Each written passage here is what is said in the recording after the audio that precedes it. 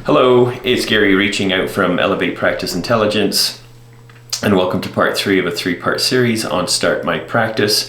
Just a quick recap back to part 1 was everything on the planning phase. It is the way to play. This is when you spent an inordinate amount of time on you as the leader, as the owner, as the clinician, as the purpose that you have for why you've opened a practice, the impact that you are having on the communities, the competitive advantage that comes out of those 2 planning parts, and how it creates a world-class client experience for the communities that you serve, and the output of that should be a 20% EBITDA. The second part was the right to win. This was your implementation phase, and this is about your growth and your relationships, and keep a compelling scorecard related to your key performance indicators.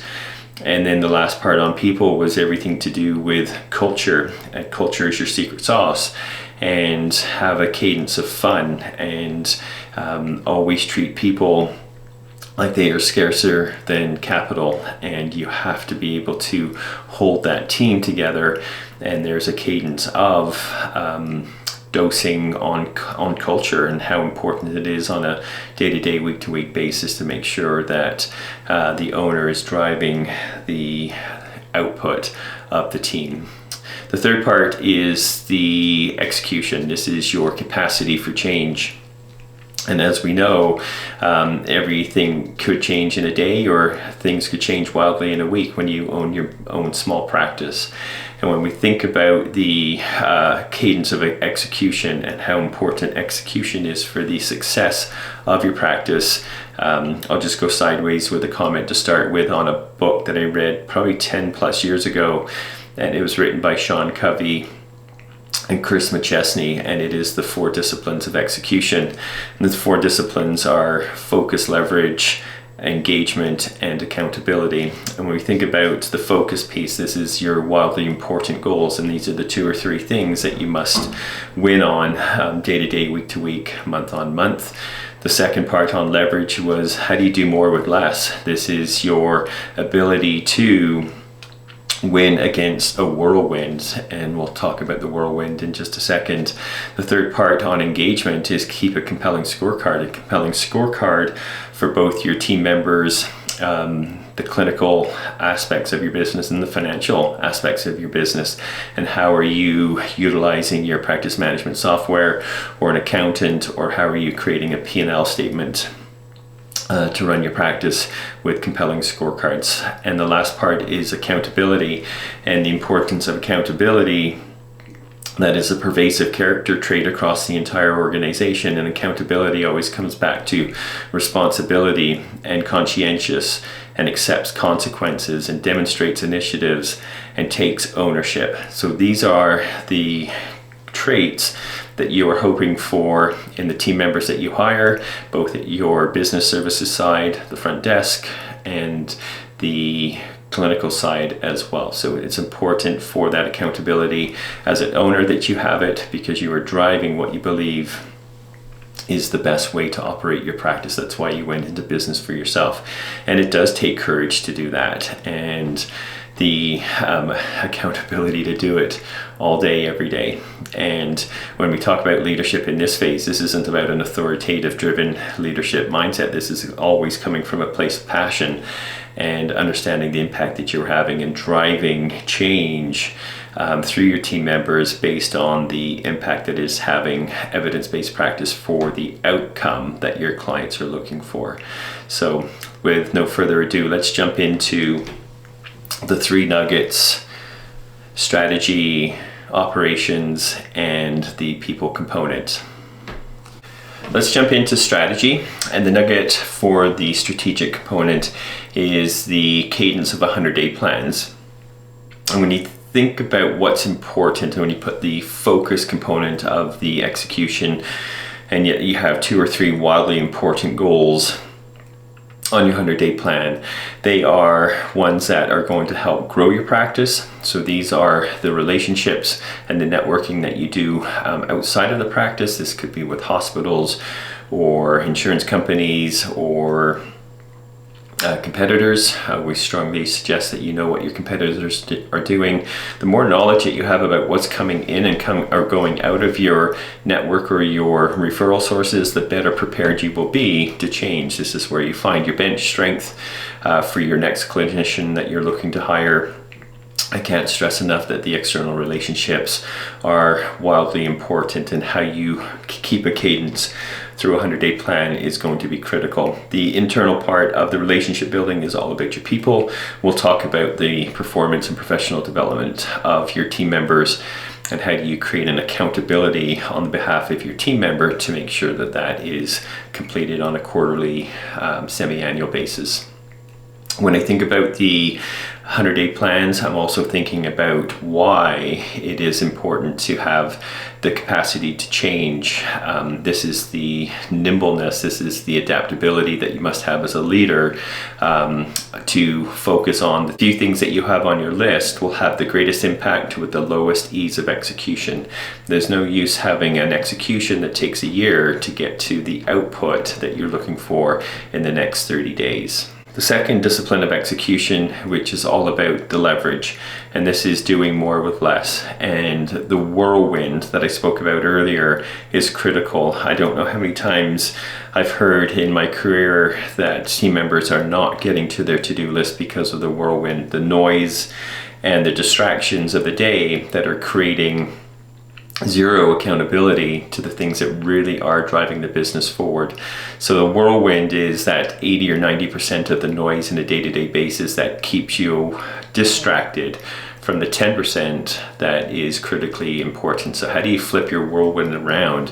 And it's your capacity to change, to say, no, these are not important to be in my schedule. I don't need that meeting. Take this next appointment out and let me focus 80% of my time on the 2 or 3 things that really do drive my practice. So that is a leadership component that you have to say no. You have to learn to say no, to say that's not impactful enough to go into my schedule. And I can't stress that enough, that the focus and the leverage components to your 100-day plans are essential for success of your practice. So if you don't plan to fail. When we talk about operations and we're applying the third component of the 4 disciplines, and that is the engagement piece. And the engagement really does create a compelling scorecard. And there are 3 main compelling scorecards that you should have. They can all be blended into one, but they'll have 3 components. They will have a clinical component, they'll have a financial component, and they'll have a team member component. Anything to do with the clinical component, when you're talking about how do you make sure that you treat to best practice standards, how do you make sure you have full cycles of care plans that are completed in 100% of your patients, these are always components that you have to speak at, from the passion, the impact, the purpose, the competitive advantage you have, the compelling client experience that you're creating. You cannot talk about your clinical scorecard from a profit and loss, and that's just not going to win with your clinical team. There's no resonance of a purpose when we're driving it from a profit perspective. That's on your clinical scorecard. On your financial scorecard, this is all about the compelling key performance indicators like intakes and the mix of intakes, and your ability to control manpower, and service delivery models to get the information in a profit and loss statement that's going to help drive your business planning going forward. So the financial one can be black and white. It doesn't always have a human component to it, especially like the clinical component does. And then let's flip into the people part, because the people part and the people scorecard, that is critically important. And then we pull in the 4th discipline of execution, and that is the accountability. So when I think about people, and there is a performance and professional development scorecard that happens, there has to be an accountability from the team members within the clinic that they are taking control of what happens to their career within the 4 walls of your practice. There is a cadence of accountability to meet with the practice owner. It is appointments are set up at the request of the clinician or the request of the business services team, and the practice owner has to be fully prepared for these meetings to make it valuable, to make it a place that team members want to stay and grow and expand their abilities and capabilities within the walls of your clinic. So when you think about the performance scorecard, these are your clinical metrics that help drive the clinical successes of client experience, repeat visits, word of mouth referrals, etc. And these are important to the practice because it does drive the output of the financial piece. These are all your lead measures that get you to a financial point. So the scorecard, it's more important in this phase to make sure that the team has that accountability, that they show up on a quarterly basis where they've got a formal sit down with you on their scorecard of how they're doing. So when you are hiring team members, you want them to be craving feedback, that they love to be measured, that they are responsible, that they are accountable, that they do know there will be consequences if we're not hitting our scorecard metrics. These are critical characteristics of the team members that you want in your practice. So when I talk about the accountability across the practice, as the owner, you have to give that accountability back to your team members in this phase, and they have to be the ones that own the responsibility of their career within your practice. I hope that makes sense. So I hope that helps on execution. Execution in itself is the main driver of a practice owner being able to hold 20% plus EBITDA. You have to have an amazingly strong culture and a team of dedicated practitioners and business service team members, and you've got to have the right competitive advantage and the right cadence of accountability through your operations, the service delivery models correct, and your labor models intact to hold that gross margin over 40%. There are so many different components in the strategy, ops, and people that the execution cannot get away from you on. And the typical downfall, as I mentioned across many different videos, where you lose on execution is when your clinical cost of goods sold is creeping over that 52% mark.